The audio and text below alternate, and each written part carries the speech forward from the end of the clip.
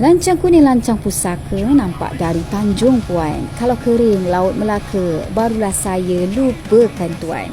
Ayam hutan terbang ke hutan, tali tersangkut, pagar berduri. Adik bukan saudara pun bukan, hati tersangkut kerana budi. Hai, Assalamualaikum dan salam sejahtera. Saya Fin Misnan dari Cap Ayam Event and Wedding Services. Di sini saya cuma ingin mengambil sedikit kesempatan untuk mengucapkan terima kasih. Terima kasih yang tidak terhingga kepada semua pelanggan, sahabat dan juga pasangan pengantin yang pernah memberi kepercayaan kepada kami sepanjang perjalanan ini. Sejujurnya, setiap majlis yang kami jalankan bukanlah sekadar kerja, tetapi ia adalah sebagai satu amanah. Kau nak tahu tak, suami saya mesti mengamuk bila mana dia tahu saya ataupun kru dia buat main-main semasa kami menjalankan tugasan.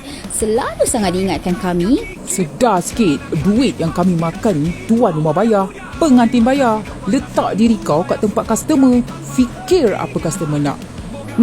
Itulah bebelan dia selalunya. Dari majlis perkahwinan, high tea, reunion, annual dinner, sampailah ke open house. Setiap event pasti ada ceritanya, pasti ada kenangannya dan pengalaman yang kami simpan sebagai sesuatu yang sangat-sangat bermakna. Kami bermula secara kecil-kecilan, belajar dari bawah, set up sendiri, angkat barang sendiri, hadap macam-macam cabaran.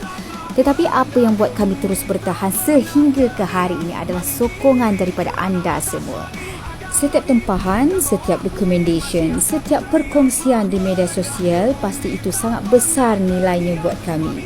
Kadang-kadang mungkin ada kekurangan, mungkin ada yang tidak sempurna.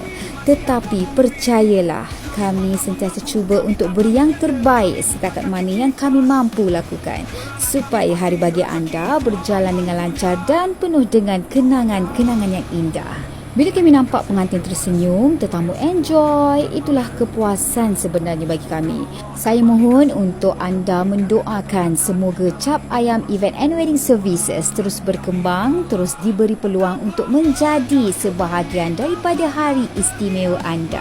InsyaAllah kami akan terus berkhidmat selagi mana anda sudi berikan kepercayaan dan juga berkongsi rezeki dengan kami. Sekali lagi, kami daripada Cap Ayam Event and Wedding Services ingin merakamkan setinggi-tinggi penghargaan dan juga jutaan terima kasih kepada anda semua. Jumpa anda di majlis seterusnya. Assalamualaikum.